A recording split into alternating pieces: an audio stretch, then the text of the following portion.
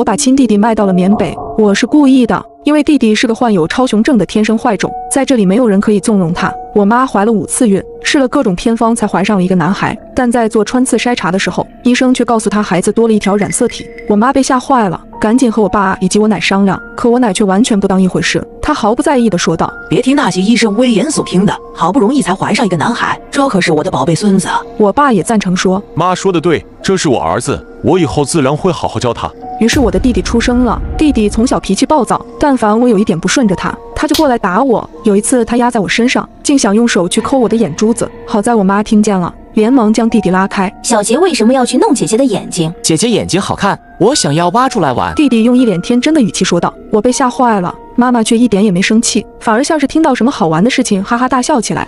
我的乖儿子哟，你怎么这么可爱啊，真招人稀罕。从那之后，弟弟的行为越来越离谱，他不仅把邻居奶奶养的鸟拿来炖了，还亲自送给了他。邻居奶奶看见自己的爱鸟漂浮在锅里，一下子就被吓得心脏病发作。我们家赔了不少医药费，但却根本没有人指责弟弟。奶奶反而摸着弟弟的脑袋说道：“隔壁那个老太太自己身体不好，非要讹到我们小杰头上。”我实在忍不住了，奶奶，你这样会宠坏小杰的。这件事本来就是他做的不对，却不料一个玻璃杯子迎面砸到我头上，我发出一声惨叫，捂住受伤的额头，鲜血从我指缝间流下。弟弟却在那拍手叫好：“谁让你说我的？”他恶狠狠地瞪着我，奶奶也帮腔：“小杰说的没错，你这个赔钱货有什么资格说我的孙子？扔了好啊！”之后，弟弟在奶奶和妈妈的纵容下，越来越肆无忌惮起来。有回妈妈的朋友带着他女儿来我家做客，可不料弟弟竟偷偷地将人家的 LV 包用小刀划得稀巴烂，他更是用刀将女孩脸皮划出一道小口。要不是女孩拼命地哭喊起来，早就出大事了。自那之后，再也没有人愿意来我家，就连亲戚都躲得远远的。可我家里人却根本没当回事，最多只是不痛不痒的口头教训了几句。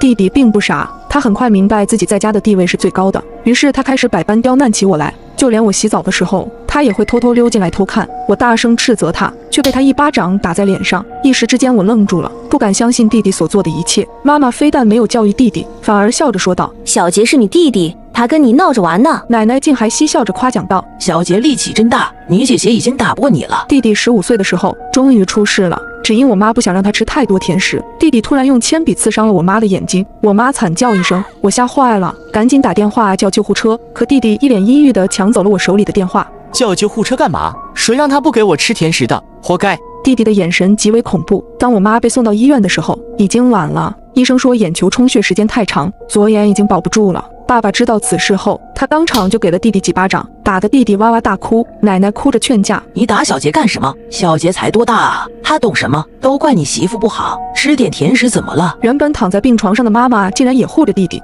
老公，别打了，小杰肯定不是故意的。”我妈哭着挡在弟弟面前：“对不起，对不起。”弟弟被打怕了，哭着道歉，可我却分明看到他的眼神像是淬了毒一般，恶狠狠地盯着爸爸。我魂不守舍地离开病房，来到走廊。走廊里几个病人家属正在聊天。你们知道吗？最近可真要看好你们家孩子，我邻居家的一个男孩被拐到缅北去了，花了50万，结果人是要回来了，是装在行李箱里头回来的，忒吓人了。另外几人听后发出了倒吸冷气的声音，可我却猛地打了一个激灵，一个念头从我心底缓缓浮出：家里已经没有人可以管弟弟了，他是一个天生的坏种，我不能继续让他留在家里。缅北2个字深深地刻在了我的心中，我下定了一个决心，我要卖掉自己的亲弟弟。